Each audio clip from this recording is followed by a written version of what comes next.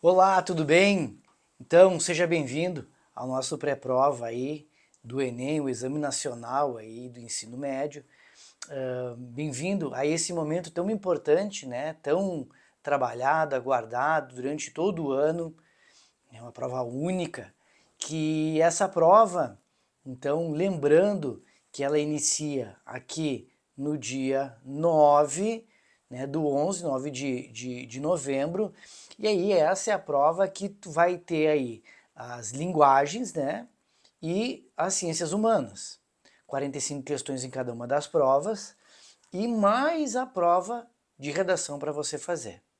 Mas o que é importante para nós está aqui, ó, no dia 16. Bom, no dia 16 você vai fazer 90 questões. No dia 16 está a nossa preparação de todo o ano colocado à prova.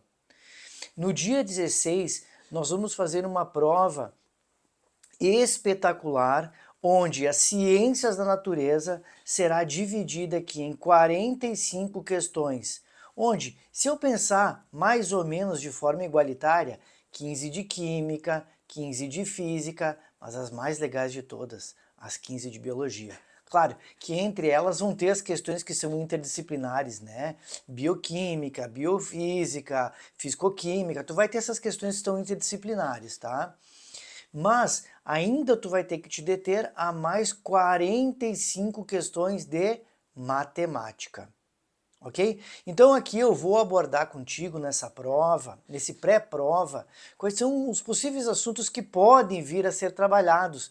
Porém, eu vou me basear em provas dos anos anteriores com aquilo que o Enem tem como característica a trabalhar e aquilo que mais vem caindo, ou seja, aumentando essa probabilidade.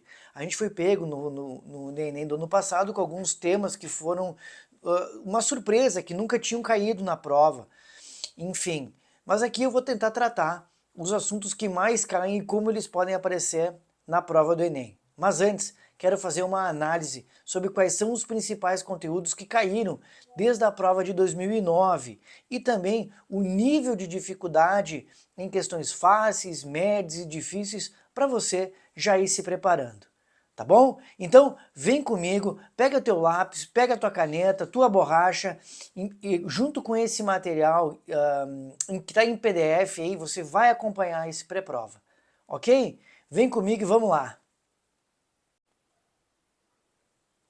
Vamos começar então? Aí estão os conteúdos que mais aparecem na prova do Enem. Separei aí as questões para vocês, questões essas divididas em ecologia, genética, citologia e por diante.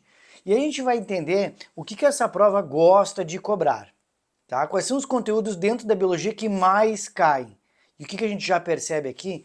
Que o conteúdo que mais cai desde a prova de 2009 até a última prova do ano passado, de 2024, o conteúdo que mais apareceu, marcando quase 30% da prova do Enem, são as questões relacionadas à ecologia.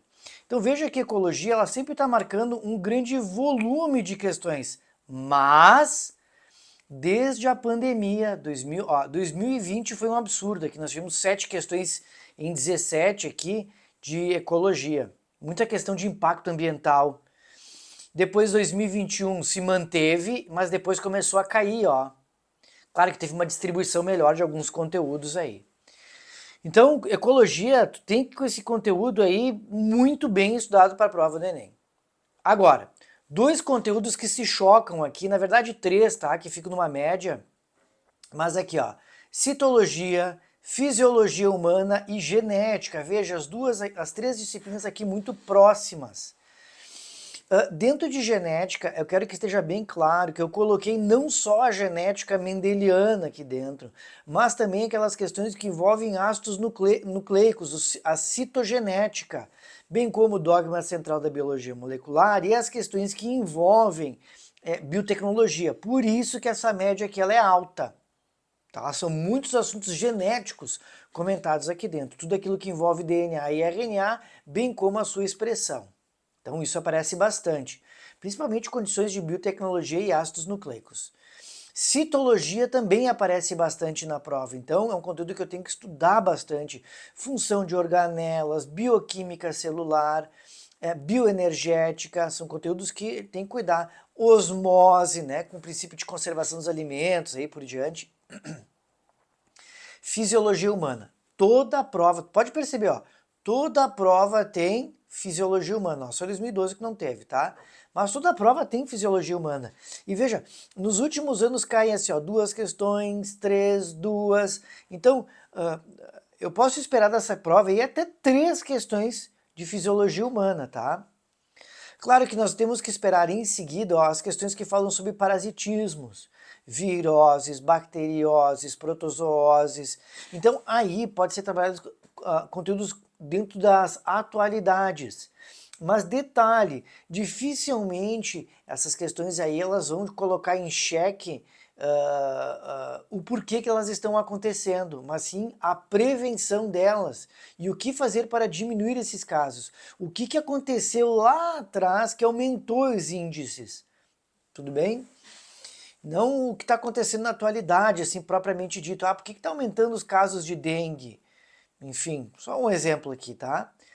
Gostaria que tu prestasse bastante atenção nas questões de evolução, porque evolução também, ó, vai aparecer 1 ou 2 questões, cuidado, evolução sempre é um conteúdo difícil nas provas, né?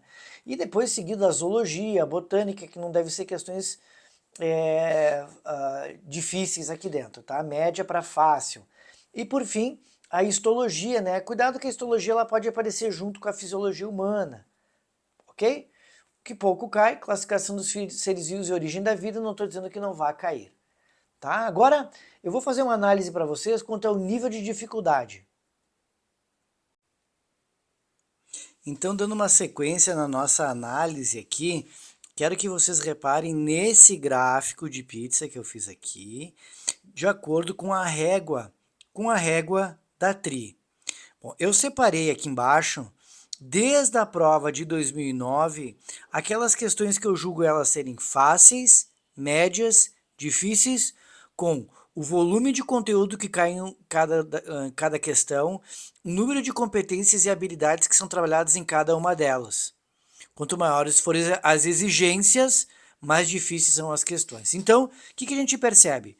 Que as provas de biologia, que as questões de biologia, elas tendem a ser, olha aqui embaixo, ó, mais fáceis para médias, ó, nos últimos anos, mais fáceis para as médias. Em 2019 foi uma prova difícil, tá?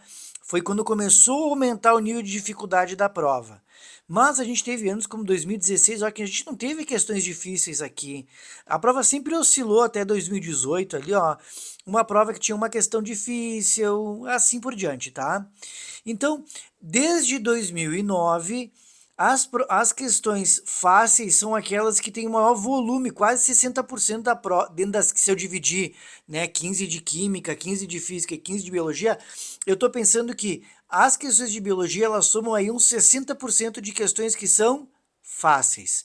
Agora, questões que têm médio nível de dificuldade, mais uns 30% e difícil somando em 9 a 10%, tá? Bom, o que é importante analisar? A TRI. Se as questões mais fáceis estão dentro da biologia, então, dentro de ciências da natureza, as questões que são difíceis devem estar dentro da química e da física. Bom, pensando na TRI, né, a TRI trabalha com aquilo que a gente chama de coerência, certo? Então, o que acontece? Eu devo acertar mais questões que são fáceis e a probabilidade de errar mais questões que são difíceis. Claro que se eu acertar essas questões aqui vai ser ótimo. O que eu não posso fazer é errar questões fáceis e acertar muitas questões médias para difícil. A prova vai entender que eu não tive coerência na nota, ela vai ser menor, tá? E isso me leva a crer que a prova vai pensar que eu chutei alguma questão na prova. Agora, eu vou fazer mais pontos se eu acertar questões que são fáceis e médias. Olha aqui que eu acabei de comentar com vocês, tá? Errando as que são mais difíceis. Ó, de biologia vai girar em 2 ou 3 questões, tá? Das 15. Então, o que eu devo entender? Que na prova de Ciências da Natureza é importantíssimo eu acertar as questões de biologia para eu pontuar. Porque possivelmente dentro das 45 as médias e difíceis estejam dentro da química e da física. Ok? Então vale dessa dica aí, muito cuidado e que dá uma focadinha quando dá uma lida de novo nas questões que são de biologia. Isso para pontuar.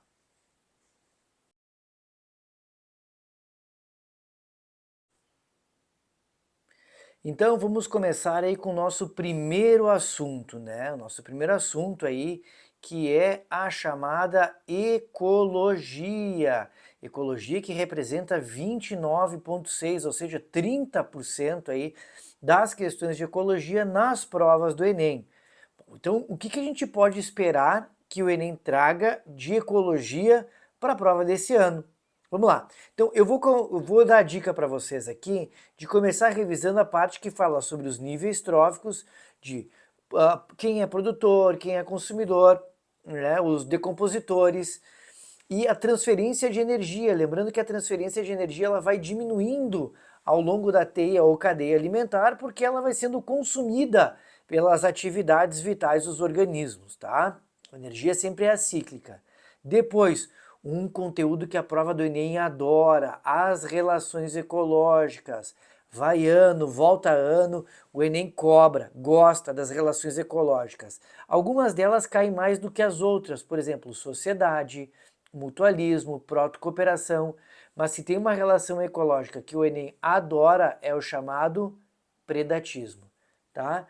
Predatismo e competição. A prova do Enem adora essas duas relações ecológicas. Cuidado, que ela pode colocar uma situação problema e aí você vai ter que determinar qual é aquela relação ecológica que está sendo trabalhada dentro daquela situação. Outro conteúdo que é certo que vai cair dentro de ecologia são as questões que trabalham sobre os ciclos biogeoquímicos, tá? Todo ano tem questões que falam sobre os ciclos biogeoquímicos e aí tu tem que tomar um cuidado muito grande com detalhe. O cuidado que tu vai tomar é o seguinte, dentro das questões que trabalham sobre os ciclos bioquímicos, elas podem ser questões que são altamente conteudistas, a famosa decoreba, ou questões que são colocadas dentro de uma situação, por exemplo, se a gente fosse trabalhar ciclo do nitrogênio. No ciclo do nitrogênio eu posso falar em adubação verde, o cuidado que a gente tem que ter dentro do impacto ambiental, porque pode levar a uma eutrofização do ambiente, enfim, tá? Bom, então cuidado ao falar do ciclo da água, o ciclo do nitrogênio vai assim, ó, a prova do Enem, ela adora questões que falam sobre ciclo do nitrogênio, tá? E cuidado com as questões que falam sobre o ciclo do carbono, porque elas podem estar diretamente relacionadas com isso aqui, ó.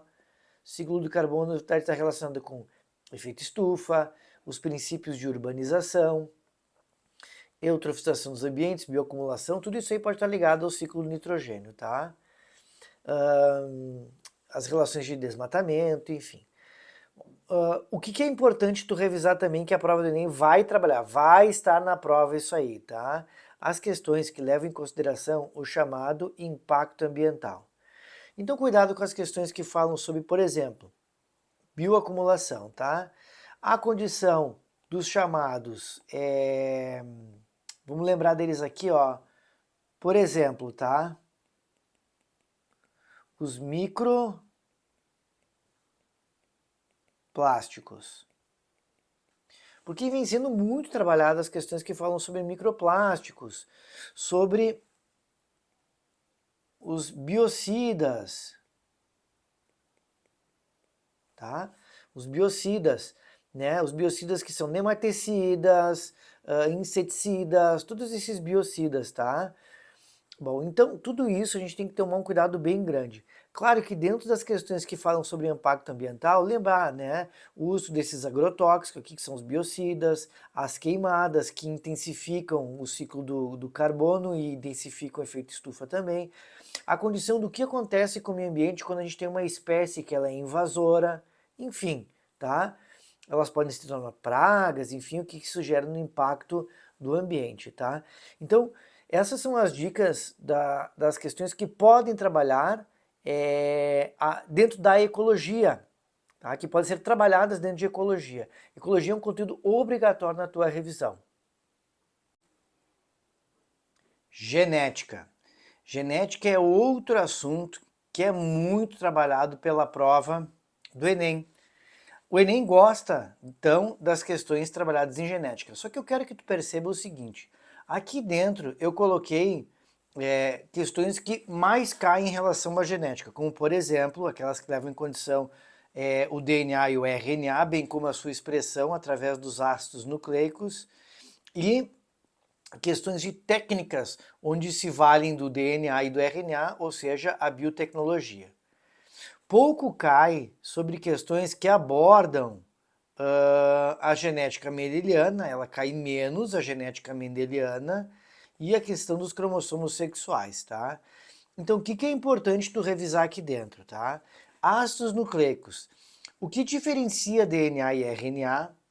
E, por exemplo, uma transcrição ao gerar o RNA mensageiro, cuidar aqui dentro, quando a gente fala das expressões gênicas através dos exons e introns,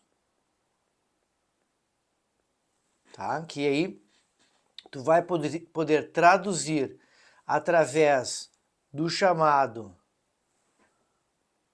código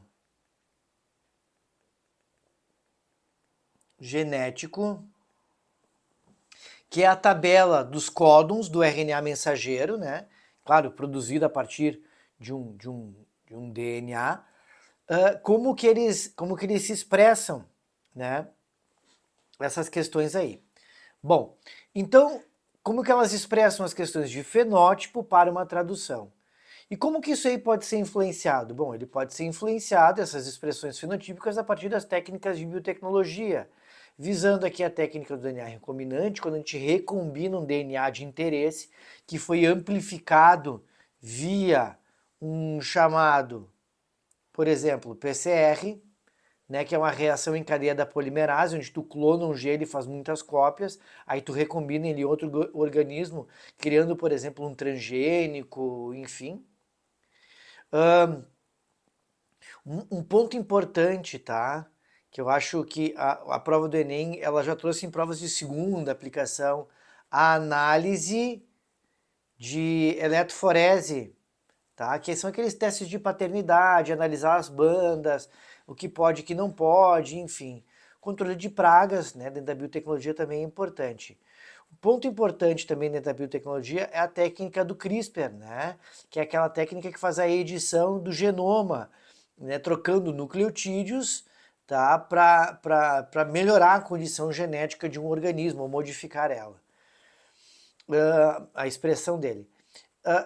Dentro das leis mendelianas, claro que sempre lembrar o que é dominância completa e incompleta, o que é o cruzamento teste, né, do que ele consiste o cruzamento teste, bem como a sua produção de gametas, e os grupos sanguíneos. Grupos sanguíneos, sim, tá? Grupos sanguíneos já apareceram em outras provas, então é sempre importante tu revisar o sistema ABO e o fator RH. A prova do Enem gosta desse conteúdo, tá?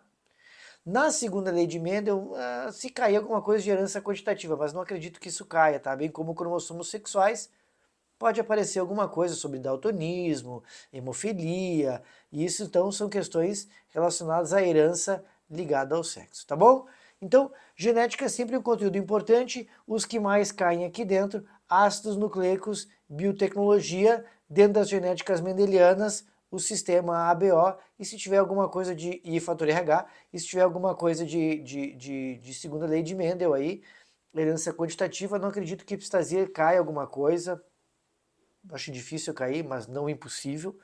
E as questões que falam sobre cromossomos sexuais na herança ligada ao sexo, tá? Dá uma boa revisada em genética, porque essa questão não pode te pegar de surpresa. A citologia é outro dos conteúdos importantes para a prova do Enem. Tá? O Enem, então, já nos mostrou, por análise de provas passadas, que a citologia é um conteúdo bastante abordado nas provas e é um conteúdo que vai ser trabalhado também nessa prova de 2025. Então, o que a gente tem que considerar aqui que é importante para essa prova. Vamos lá, vamos por escala de importância aqui dentro, tá? Primeiro, a prova do Enem, ela gosta de falar sobre organelas citoplasmáticas, tá? Então, a gente deve lembrar aqui de organelas como o complexo Golgi-Jensen, já caiu em 2 oportunidades, na prova de 2013 e 2015, com representações gráficas das suas funções. Depois, a função dos lisossomos, que são muitas as funções e muitas as funções estabelecidas dentro de outros conteúdos, como, por exemplo, a apoptose dentro de uma metamorfose, enfim, dentro do sistema imunológico, a partir de uma fagocitose, né, que aí os lisossomos entram em ação quanto ao princípio de ação heterofágica. Mitocôndrias e cloroplastos. Bom, quando eu falo de mitocôndrias e cloroplastos, eu posso falar das características gerais de mitocôndrias e cloroplastos, ou eu posso trabalhar as questões sobre a chamada bioenergética, tá? Então, questões de bioenergética vão falar sobre respiração celular e fermentação como relações heterotróficas e a fotossíntese como ação autotrófica. Já caiu em várias oportunidades esses conteúdos, caíram questões que são diferentes dos vestibulares tradicionais, com outras contextualizações, questões extremamente inteligentes. As mitocôndrias e os cloroplastos, por apresentarem seu próprio DNA, já caíram em questões de biotecnologia, melhorando o rendimento destas organelas ao introduzirem genes por técnica de DNA recombinante, melhorando a sua capacidade fotossintética e respiratória. Tá? Daí tu só tinha que citar qual é a organela que poderia fazer parte dessa técnica. Marcava ali mitocôndria na questão, tá?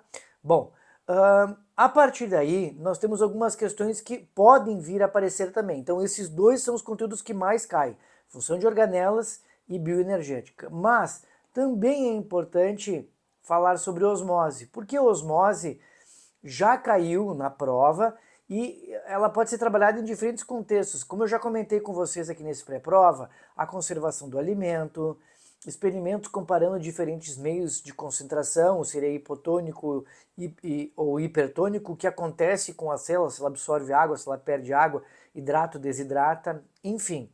Osmose é obrigatório de saber porque ele é utilizado em diferentes contextos dentro da biologia, em diferentes conteúdos dentro da biologia.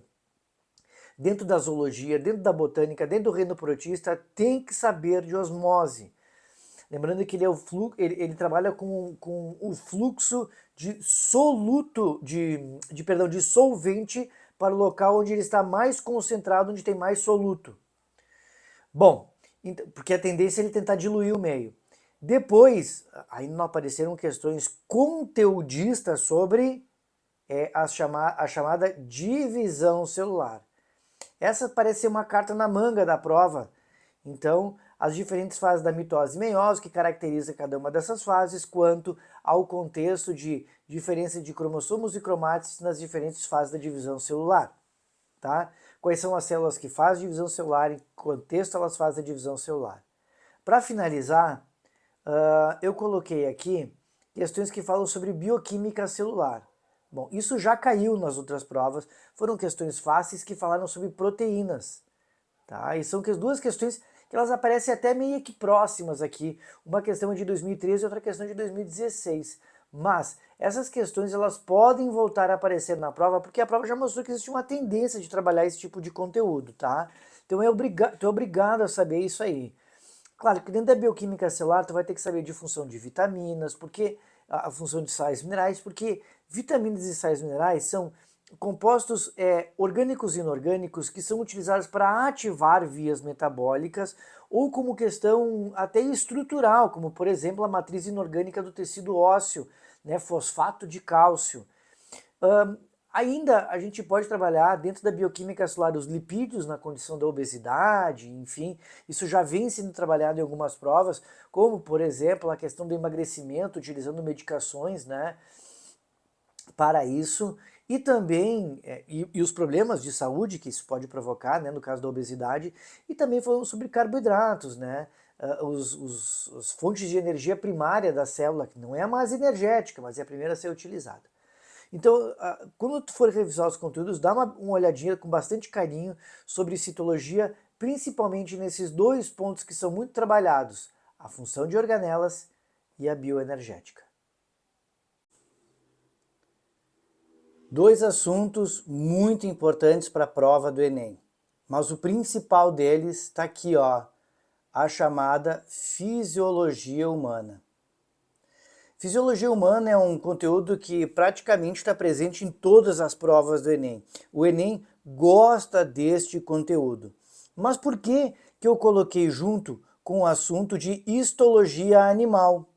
Pois bem, dentro dos níveis de organização dos seres vivos, a gente sabe que um conjunto de células formam tecidos, né? E esses tecidos vão se organizar em órgãos e sistemas. Pois bem, existem vários assuntos dentro da fisiologia que têm uma abordagem junto com a histologia. Por exemplo, olha o que eu vou colocar aqui. Eu posso trabalhar, aqui embaixo, ó, deixa eu mostrar aqui. Eu posso trabalhar o sistema respiratório e o tecido sanguíneo quando a gente fala de células que são as chamadas hemácias, no transporte de oxigênio e gás carbônico. E isso já caiu na prova do Enem. Tá? Quando tem baixa concentração de oxigênio, o que acontece? Né? A gente passa a produzir mais hemácias a partir de um hormônio que é chamado eritropoetina. Isso já aconteceu na prova, tá? Mas também a gente pode fazer uma correlação com outros sistemas, como por exemplo, já visto, e sempre cai, tá? Esse cara tu tem que estudar, sistema imunológico. Meu Deus do céu, toda prova tem sistema imunológico. Então, tu vai trabalhar a imunização ativa, através que ela... a imunização ativa, tu pode pensar em dois contextos, ela pode ser natural, ela pode ser artificial. A imunização ativa, ou tu entra em contato com o patógeno, com o antígeno, e gera uma resposta imunológica, ou tu pode fazer isso de forma artificial recebendo uma vacina, e aí ela tem uma forma de prevenção. Ou a imunização ainda, ela pode ser passiva, quando os anticorpos são produzidos em outros organismos e produzimos aí então um soro. O soro tem ação de cura, ele não gera uma memória imunitária, mas o sistema imunológico pode estar correlacionado ao tecido sanguíneo quando a gente fala, por exemplo, dos leucócitos. Claro que ao falar do sistema imunológico, ele pode estar ligado também a parasitismos. Por exemplo, o HIV. O HIV não tem como fugir do sistema imunológico e também do tecido sanguíneo, porque é lá nos leucócitos, no linfócito T do tipo CD4, que o HIV parasita e ele causa uma imunodeficiência, certo? Bom, claro que esses assuntos eles caem com muita frequência nas provas. Outro conteúdo que eu acho importante você estudar aqui dentro é um conteúdo que é o chamado sistema nervoso. Claro que para fazer uma questão sobre sistema nervoso, você também tem que estudar o tecido nervoso. Então, o sistema nervoso central e as funções do sistema nervoso central, na subdivisão do encéfalo, cérebro, tálamo, hipotálamo, cerebelo, enfim, todas essas funções, a medula e o sistema nervoso periférico, a divisão entre simpático e parasimpático, bem como os neurotransmissores que são utilizados para agir nesses dois sistemas, tá? E de novo, as células que compõem o tecido nervoso, ok? Tu não vai para essa prova também sem dar uma revisada, uma boa revisada nos tecidos de sustentação, como o tecido ósseo cartilaginoso e o tecido muscular. Professor, aí pode ver a pergunta, sistema digestório pode cair? Sim, o sistema digestório pode estar presente na tua prova também, tá?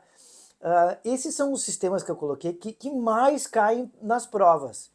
Mas sistemas como o sistema urinário, o sistema digestório, eles também devem ser revisados. Detalhe, na última prova do Enem apareceram questões referentes ao sistema reprodutor, os hormônios que agem no sistema reprodutor feminino, então isso sempre é importante estudar. Por quê? Eu te peço para você fazer uma revisão então também sobre o chamado sistema endócrino.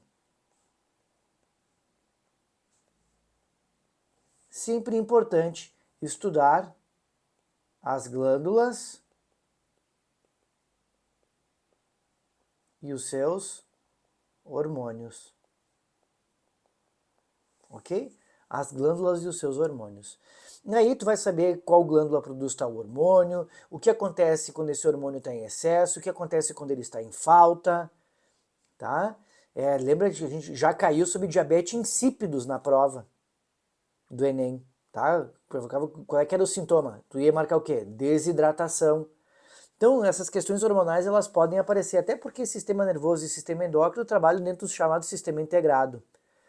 Tá? Então, eu acho muito importante no teu estudo tu revisar, estudar a fisiologia humana, tá? Porque vai estar na prova, todo ano cai esse conteúdo, ok? Dentro do sistema nervoso, dá uma olhadinha aqui, dá uma estudadinha, uma revisada em órgãos dos sentidos, tá? A visão, a audição, isso aí pode cair em prova, tá bom? Esse é um conteúdo importante para ti, não vamos perder uma questão. Olha o nosso próximo assunto aí, tá? Evolução e origem da vida. Eu gostaria que tu tomasse bastante atenção nesse conteúdo aqui que é evolução. Sabe por quê? Porque quando a gente faz o estudo de prova, no caso, quando eu faço o estudo de prova, eu percebo o seguinte, que as questões de evolução, normalmente, eles estão no grupo daquelas questões que são difíceis. Por quê? O conteúdo evolução, por si só, ele não é difícil, mas quando ele é colocado em uma questão, dentro das alternativas para a gente discutir o que é certo e o que é errado, ela se torna difícil. A análise das questões de evolução, elas não são fáceis. Então, dentro da prova do Enem, quando eu analisei lá no início do teu pré-prova a divisão das questões fáceis, médias e difíceis, é uma grande probabilidade de 90% das questões de evolução estarem dentro daquelas questões difíceis, dentro do grupo das difíceis, tá? Dificilmente ela vai ser uma questão média e dificilmente ela vai ser mais difícil ainda ser uma questão fácil. Então, o que a gente deve analisar aqui quando a gente fala em evolução? Vamos lá. Ao falar de evolução, então, eu acho bem importante a gente analisar aqui, por exemplo, o chamado lamarquismo, com a lei do uso e desuso, né? E o darwinismo. O que é importante aqui? É saber utilizar esses dois conceitos aqui, ó, da lei do uso e desuso, a lei do uso e desuso, e ainda a seleção natural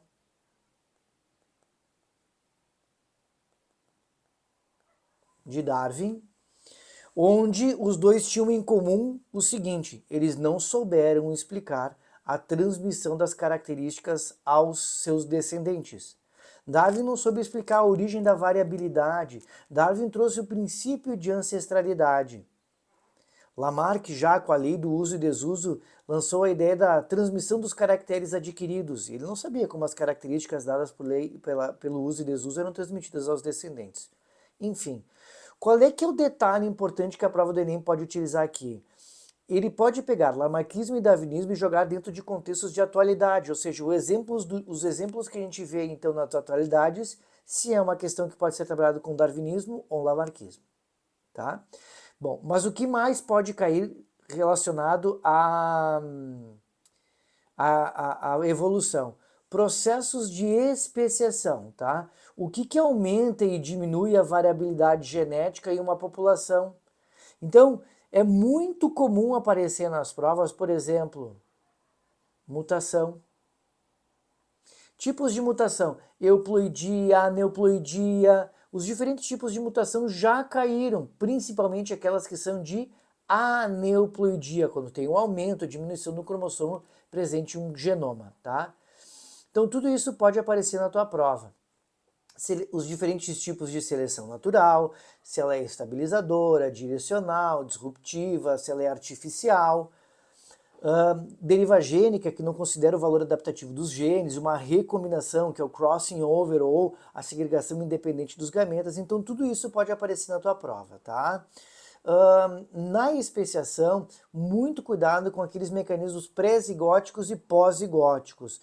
O mecanismo que leva à especiação é quando se formam novos conjuntos gênicos e quando os indivíduos colocados juntos eles já não produzem mais descendentes férteis, porque o conjunto gênico já é diferente.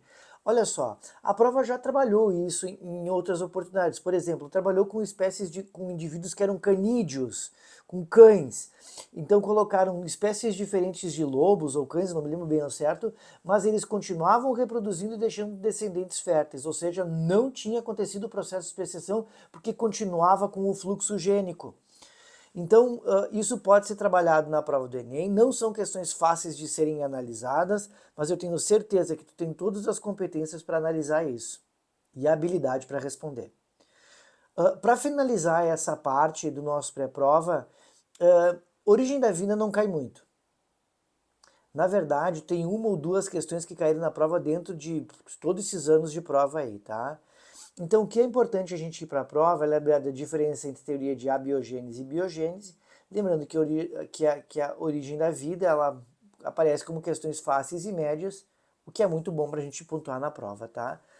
Então, essa pontuação aqui, esse esclarecimento que eu coloquei aqui no teu pré-prova, ele é importante de ser entendido porque evolução não pode ser uma surpresa, porque está sempre na prova, tá? Difícil não cair evolução. E origem da vida já nem tanto. Se cair, é a questão fácil. Dá uma revisadinha em evolução aí, porque é necessário. Então agora a gente vai analisar dois conteúdos que são extensos quanto ao volume de matéria a ser estudado, mas a gente tem que fazer algumas pontuações aqui que são bem importantes. Primeiro, botânica, tá? Botânica, ele é um conteúdo que, reparem, não cai muito nas provas, tá? Não aparece muito, ó, nas provas. Então, o que a gente deve entender aqui? Botânica, ele é um conteúdo que ele está tendo nos últimos anos um aumento significativo, que nem eu coloquei aqui, ó. Teve um aumento significativo. Sabe por quê? Porque em 2021 caiu 4 questões relacionadas à botânica, mas em 2023 caiu 3. Teve anos que nem caiu botânica.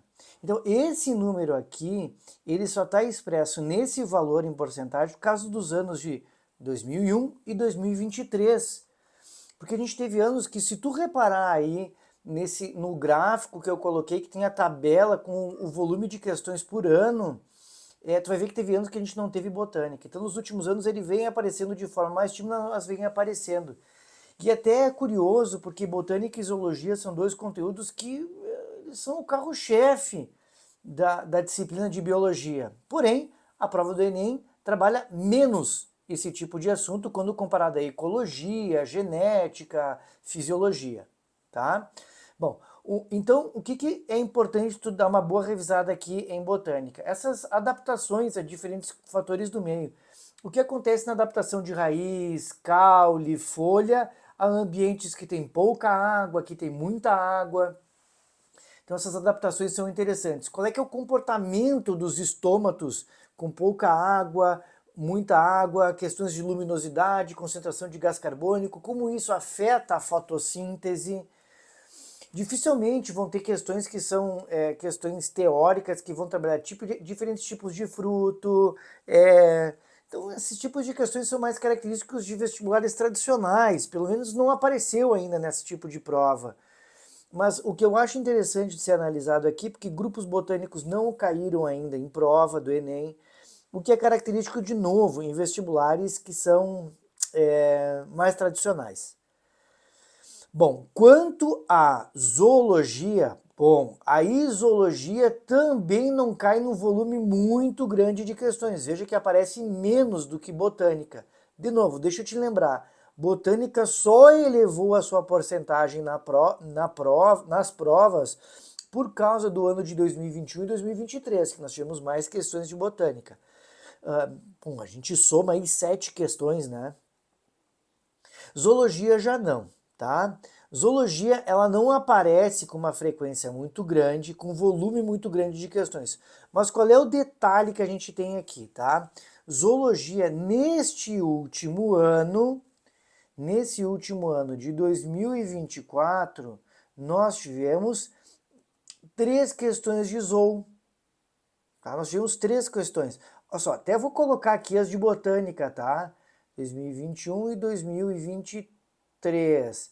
2021 foram 4 questões e aqui foram 3 questões, tá? Só para a gente se situar. Bom, então o que é importante tu analisar e estudar em zoologia, perdão? Assim, ó, fisiologia comparada, os diferentes tipos de sistema respiratório, os diferentes tipos de sistema circulatório, tá? E as características adaptativas de alguns organismos, por exemplo, aves. Quais são as características adaptadas ao voo? Quais são as características adaptadas aos anfíbios para ter uma vida dupla, parte na água, parte terrestre? Como é que os peixes condrícteis eles se adaptam à concentração do meio em relação à osmorregulação?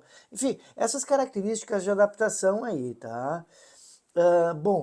Nos invertebrados também é importante estudar isso, tá? Por exemplo, nos invertebrados as características relacionadas aos artrópodes, que é o filo que tem o maior número de indivíduos, tá? Então, os diferentes estágios do desenvolvimento, aqueles que são holometábolos, lembrar disso, né? Que tem a fase de larva, a fase de pupa, enfim. Lembrar dessas características dentro da zoologia, tá?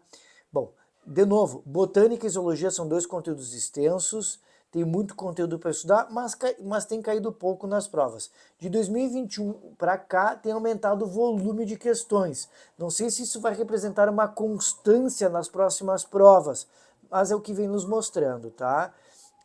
A gente tem algumas falhas no meio do caminho aí, por exemplo, olhando aqui, zoologia o ano passado caiu uma, no ano retrasado não caiu. Aí no ano de 2024 cai 3. Tá? Então essa constância aí, ela não acontece nesses 2 conteúdos. Tá bom? Então vale a pena a gente pensar nisso quando a gente vai analisar. Não estou dizendo que tu não vai revisar esse conteúdo. Claro que tu vai revisar, porque é importante. Vai que no próximo ano a gente tem, nessa próxima prova eu tenho 2 de zoo e 2 de botânica, 2 e 3, enfim.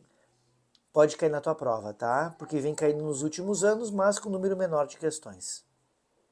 Ah, lembrando, tá vindo uma má distribuição desses conteúdos. Quase que eu esqueço de falar isso. Então, nós chegamos num ponto importante do nosso pré-prova, que são aquelas questões que vão abordar os conteúdos que são tratados dentro dos parasitismos. Sempre lembrando que o parasita é todo aquele organismo que vive às custas de outro indivíduo, e nesse parasitismo ele pode ser causado por um agente etiológico de natureza viral, bacteriana, uma verminose, enfim, os diferentes agentes etiológicos. Esses diferentes agentes etiológicos, eles podem contaminar diretamente as pessoas ou de forma indireta, se utilizando de um vetor, certo? Ou até de hospedeiros intermediários, tá? Muito bem. Então, sempre que a gente estuda os parasitismos, a gente tem que lembrar de alguns detalhes, porque ele é aplicado dentro das questões que trabalham microbiologia, tá? E aí a gente leva uma problemática de saúde pública, e isso o Enem pode comentar na tua questão, tá? Então, ponto importante aqui, bem importante, tá? De tu lembrar, né? O que leva o aumento de vetores de doença? Sempre lembrando aqui o seguinte, os vetores, eles podem ser de 2 naturezas, tá? Os vetores, eles podem ser mecânicos ou biológicos. Quando que eles vão ser mecânicos? Mecânicos vão ser aqueles vetores quando o indivíduo, por exemplo, uma barata sobre o lixo, ele fica repleto de bactérias no corpo dele e ele carrega isso para outros lugares. Quando é um vetor biológico, ele leva dentro do organismo, por exemplo, o Aedes aegypti carregando o vírus da dengue, da febre amarela, certo? Então, isso é um vetor biológico. Então, são extremamente importantes essas questões de vetores na prova do Enem, tá? Mas quando a gente estuda um parasitismo, a gente tem que lembrar assim, as formas de transmissão desses parasitas. Por exemplo, se a gente estudar aqui uma bacteriose como a leptospirose, a gente vai lembrar isso, já caiu na prova de 2015, que a forma de transmissão deles é através da urina de ratos. Tá? Então isso a gente pode falar sobre isso. Se existe ou não um vetor, a gente tem que identificar esse agente etiológico, qual a natureza desse agente etiológico. E 2 coisas importantes aqui. como que a gente faz para tratar e para prevenir essas doenças, tá? Então, pontos importantes da prova do Enem. O que leva ao aumento do número de casos e como se trata e previne eles. Dificilmente a gente vai falar sobre ciclo de vida, isso é mais característico, os sintomas, né? Isso é muito característico dos vestibulares tradicionais, mais uma vez. Então, o que eu acho importante a gente revisar aqui? Por exemplo, viroses, tá? A gente vai dar uma revisada importante dentro das viroses, aquilo que trata, por exemplo, a dengue, a febre amarela, tá? O HIV e o HPV, essas são questões que podem vir a aparecer, até o próprio coronavírus, tá? Agora, as bacterioses já caiu leptospirose, tá? Mas pode cair também aqui, por exemplo, sífilis, que são doenças sexualmente transmissíveis, tá? Dentro das protozooses, as que são clássicas trabalhadas aqui dentro, mal de Chagas, malária, toxoplasmose, essas aqui são clássicas. Nemateumintos caiu há pouco tempo na prova, tá? Então por isso que eu não coloquei aqui. Mas plateumintos pode cair, por exemplo, da tênia, o que provoca teníase e a cisticircose.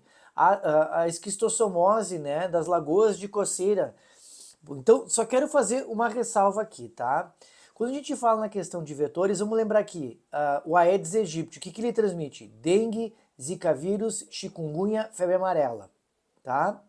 Bom, causada então, o que a gente vai lembrar aqui? Leptospirose da urina de ratos, mal de Chagas, tá? O que a gente vai lembrar do mal de Chagas? Do barbeiro, tá? Como vetor.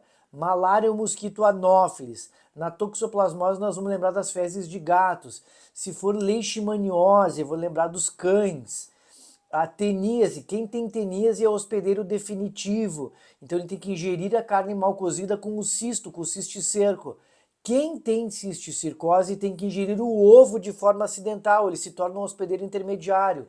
A esquistomose vai falar sobre as lagoas de coceira, tá bom? Então, sempre falando sobre isso, a gente tem que lembrar dessas questões de parasitismos que são importantes para a nossa prova. E agora nós vamos nos direcionando já ao nosso final do nosso pré-prova aqui, com o último tópico que tu vai revisar aqui. Isso aqui, essa parte ela é mais rápida, né? Ela é pontual, que é a parte sempre, né, que a gente trabalha a chamada classificação dos seres vivos, tá? Essa classificação dos seres vivos, tu pode perceber o seguinte, que ela cai muito pouco em provas, mas muito pouco mesmo. Na classificação dos seres vivos, o que tu vai lembrar aqui deles, tá? Por exemplo, as regras de nomenclatura, né? Nomenclatura binominal, gênero e espécie, gênero, tamanho, sua espécie, letra minúscula, as categorias taxonômicas, reino, filo, classe, em ordem, família, gênero, espécie, e os níveis de grandeza de cada uma delas, tá? Dentro da taxonomia já caiu, tá? Quais são os critérios adotados para... Opa! Quais são os critérios adotados para separação, por exemplo, dos chamados domínios? Já caiu aqui dentro reino. Enfim, nós temos questões que já caíram sobre isso, tá? Mas são pouquíssimas as questões. Só que tem um detalhe que eu acho bem importante ser julgado aqui dentro e analisado, tá? Quando a gente estuda questões que tratam, por exemplo, sistemática. Sabe por quê? Porque dentro da sistemática nós temos aqui, por exemplo, análise de cladograma. E análise de cladograma pode ser trabalhado dentro de outros contextos, dentro de outros conteúdos. A análise de cladograma por si só também já caiu, tá? E não é fácil analisar um cladograma. Então, aplicações com termos ligados à filogenia. O que é uma cladogênese? O que é uma anagênese? Então, por exemplo, o cladograma pode ser trabalhado num cladograma botânico, um cladograma, de novo, dos diferentes reinos, o reino Monera, protista, fungi, animal e planta. O que aconteceu que separou eles? Eu posso trabalhar um cladograma dentro da zoologia, dos cordados, né? Enfim, tem muita coisa que pode ser trabalhada e analisada aqui dentro. Então, esse é um conteúdo importante de ser estudado aqui, tá? E revisado. Dessa forma, a gente vai chegando, a gente vai se organizando E a gente vai aqui dentro trabalhando essas questões que fazem parte, então, do nosso pré-prova. Fico aqui, nossa, vou me organizar aqui, olha que legal. Então, eu fico aqui e já torcendo por ti, fico aqui à disposição e te desejando uma excelente prova, que tu consiga colocar em prática tudo aquilo que foi estudado, trabalhado de forma exaustiva durante esse ano. Tenho certeza que já vem com uma bagagem enorme do teu ensino fundamental e do teu ensino médio. Aqui nós lapidamos algumas arestas, tá bom? Então te desejo uma boa prova, que tu tenha sucesso, porque lá no final eu quero comemorar contigo a tua aprovação, certo? Uma boa prova e até mais.